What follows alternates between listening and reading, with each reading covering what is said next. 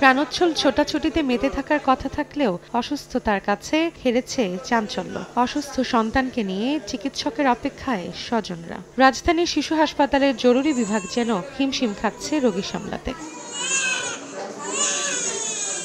প্রায় 2 সপ্তাহ ধরে রাজধানীতে বেড়েছে শিশুদের ঠান্ডাজনিত রোগ। ব্রঙ্কিওলাইটিস ও নিউমোনিয়ায় আক্রান্ত হয়ে অনেক শিশু চিকিৎসা নিচ্ছে হাসপাতালে। অধিকাংশেরই বয়স 2 বছরের নিচে। কারো 2-3 দিন ধরে জ্বর, আবার কেউ হাসপাতালে আসার পর জানতে পারেন নিউমোনিয়ায় ভুগছে শিশু। জ্বর, ঠান্ডা, কাশি, আজকে প্রায় 10-12 দিন। শ্বাসকষ্ট, ঠান্ডা, কাশি। 1 সপ্তাহ যাবৎ জ্বর, কাশি, এই কারণে আর কি ভর্তি হয়েছিল। তখন ফুসফুসির সমস্যা হয়েছে, ফুসফুসি থেকে পানি বের করা হয়েছে। গ্রামে ওই জায়গায় ডাক্তার দেখাইছে, পরে 105 ডিগ্রি জ্বর হওয়ার পরে বুক এক্সরে করাইছে, বলছে ফুসফুসি এক সাইড নষ্ট হয়ে গেছে।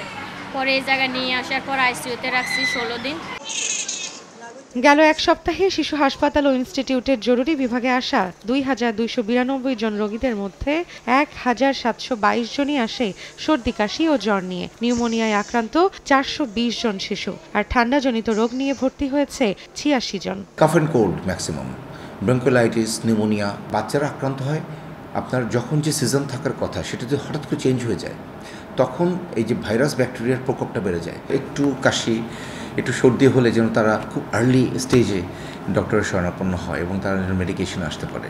জ্বর আসার 2 দিনের মধ্যে না কমলে দ্রুত চিকিৎসকের কাছে নেওয়ার পরামর্শ দিয়ে বিশেষজ্ঞরা বলছেন, বারবার বমি বা শিশু নিস্তেজ হয়ে পড়লে পানি শূন্যতা দেখা দিতে পারে। তাই স্যালাইন ও পর্যাপ্ত পানি পান করাতে হবে। বমি থামাতে পারছে না, কিংবা খেলেই বমি করছে, কিংবা বাচ্চার শ্বাসকষ্ট উঠে গেছে। কাশি, আমি তো হোম রেমেডি ইউজ করতেই পারি একটু গলা সুদিং করার জন্য।